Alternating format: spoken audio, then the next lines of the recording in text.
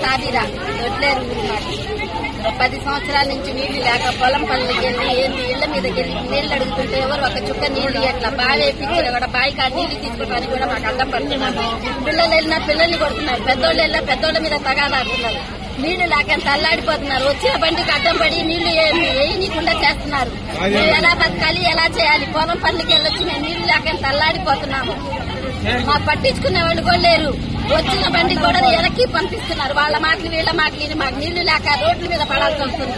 ఎవరు వెళ్ళినా కూడా 1 రోజు 2 రోజులు ఇస్తున్నారు. 3వ రోజు నీళ్లు లేక మాకు వెనక్కి పంపిస్తున్నారు. మేము ఎవరికి చెప్పుకోవాలి? ఇంత పెద్ద ఊరుండి 2 ట్యాంకీలు ఉండి ఒక చుక్క నీళ్లు లేక ఆ ట్యాంకులు అటుపక్క లేక ఇటుపక్క లేక వెళ్ళకపోతే ఎవరు లేక మాకెవరు దిక్కు? మా డబ్బులు పెట్టి మేము వేయించుకుంటున్నా, వీళ్ళందరూ వచ్చి అడ్డం పడుతున్నారు. మాకెవరు చెప్పేవాళ్ళు లేక మేము రోడ్ల మీద పడాల్సి వచ్చింది ఆ రోజున.